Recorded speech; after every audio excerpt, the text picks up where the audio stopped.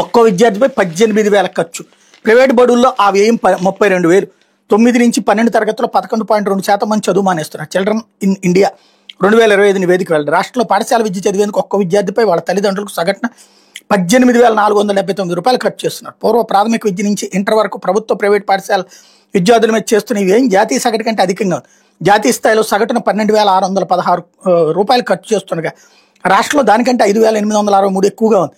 ఏపీలో ఖర్చు చేస్తున్న దాంట్లో కోర్సు ఫీజు 11,400 కాగా మిగతాది రవాణా, యూనిఫామ్స్, పుస్తకాల కొనుగోలు కోసం ఖర్చు పెడుతున్నట్టు చిల్డ్రన్స్ ఇన్ ఇండియా 2025 నివేదిక వెల్లడించింది.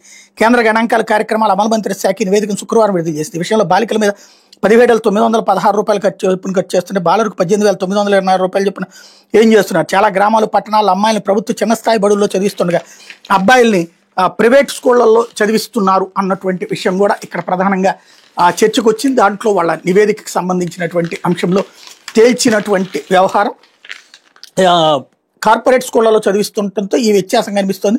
రాష్ట్రంలో ప్రైవేట్ విద్యా సంస్థలో చదివేందుకు ఒక్క విద్యార్థి మీద 32,683 రూపాయలు చొప్పున ఖర్చు చేస్తుండే ప్రభుత్వ బడులని పంపుతున్న వాళ్ళు ఒక్కో చిన్నారి మీద 1,988 రూపాయలు చొప్పున ఏం చేస్తున్నారు. ప్రభుత్వ బడులకు పంపే తల్లిదండ్రులకు అవుతున్న ఖర్చు జాతీయ సగటు కంటే రాష్ట్రంలో తక్కువ ఉంది.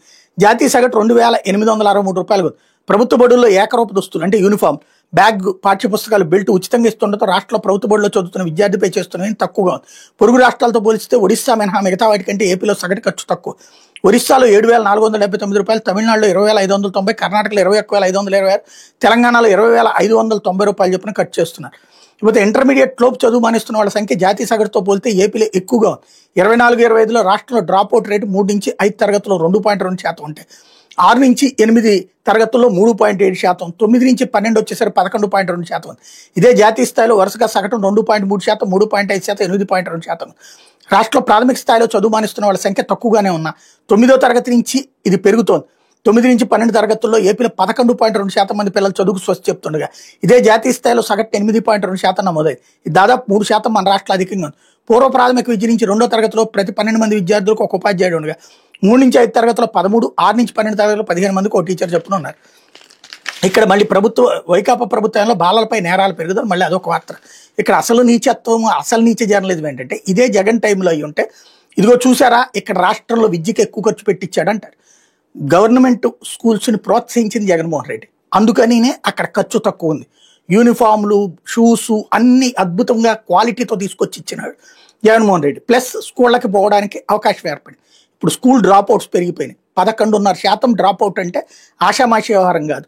ఏది ఇంటర్మీడియట్ లోపే. ఇక ఆ పైన డ్రాప్అవుట్లు లెక్క తీస్తే దారుణంగా ఉంది పరిస్థితి.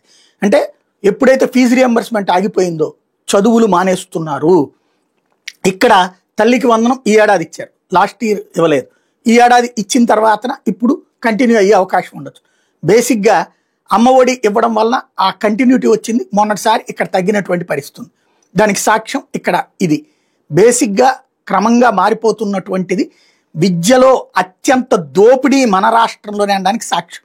కార్పొరేట్ విద్య, ప్రైవేట్ విద్య నిలువు దోపిడీ కేర్ ఆఫ్ అడ్రస్ మనమే. మన దరిద్రం ఏంటంటే దాన్ని గొప్పగా ఫీల్ అవ్వడం, దాన్ని ప్రోత్సహించుకుంటూ ప్రభుత్వ రంగాన్ని నాశనం చేసుకుంటూ క్రమంగా తీసుకెళ్తున్నటువంటి దరిద్రానికి సాక్ష్యం మన రాష్ట్రం. లేకపోతే భారత్